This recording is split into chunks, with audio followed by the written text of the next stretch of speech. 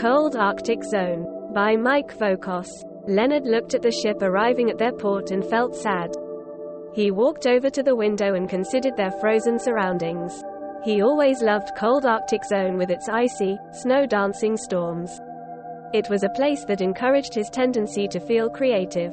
Oceans SOS, a non-governmental org, confided him in the last 16 months to research and report about carbon dioxide, CO2, ramifications on the increasing aggressiveness and death mortality of polar bears on the Arctic zone.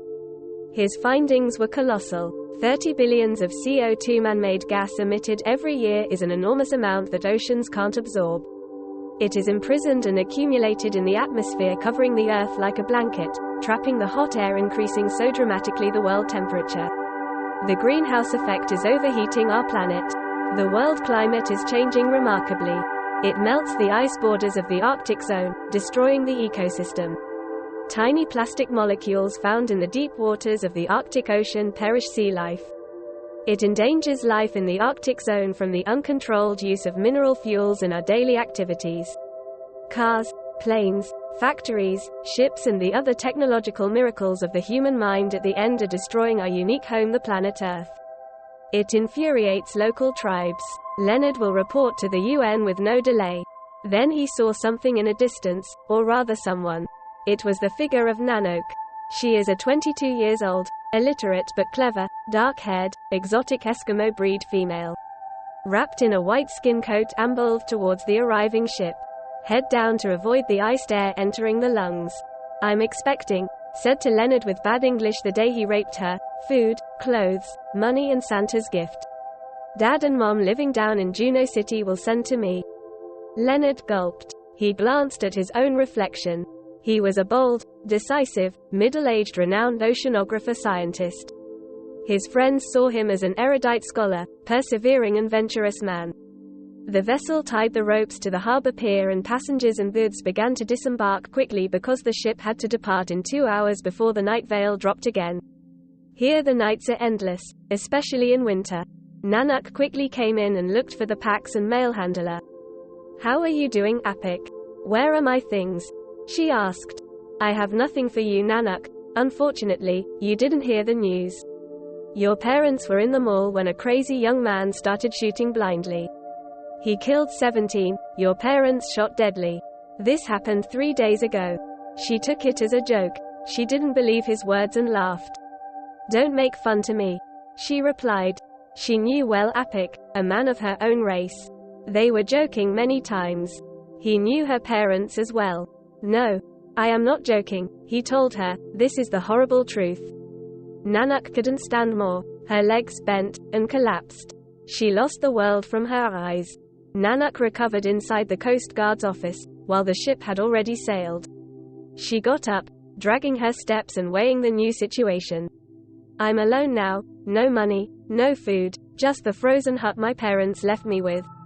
I will poison Leonard for the harm he did to me and because he is responsible for the reason my parents left our land." Her sturdily words full of rage and hatred made her stronger and determined. She hated Southerners and their culture, ruining their frozen world. Fish, bears, birds, seals, reindeers all suffer from the greed of humans and the way they manage the environment. No, they didn't want their culture. It enraged her that the said civilized world was destroying their frozen homeland. In Leonard's face, she would take revenge on everything. Nanook's parents left the fishing village of northeast Alaska 2 years ago because fishing was now difficult. Her father had been fishing by himself for over 20 years and was doing well. For the last 5 years, things have been difficult. He had to fish in dangerous places. With time, the fishing catches diminished. They could no longer live. The pollution from plastic and the rise in temperature that melted huge portions of ice was catastrophic for everyone.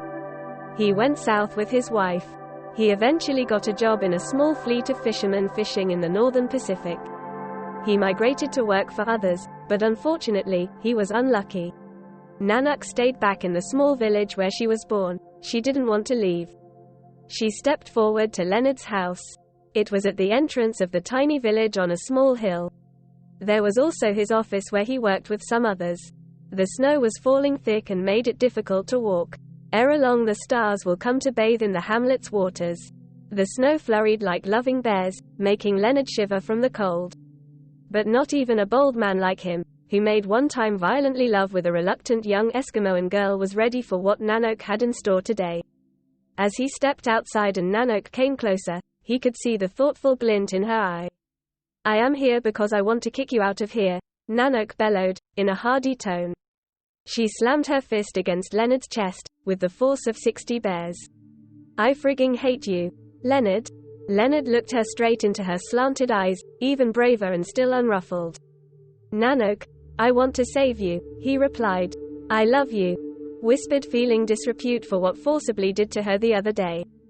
They looked at each other with lonely feelings, like two despairing penguins fearing to lose each other, ready to hug and feel, as violins playing in the background for the swirling flurries. Leonard stared Nanook into her tearful eyes and he held out his hand. "Let's not fight," he whispered, gently. Pondered Nanook. "Please," begged Leonard with puppy dog eyes. Nanook looked soft, her body clinging unperturbed to him like a dependent child. Then Nanook came inside for a nice cup of coffee. The end.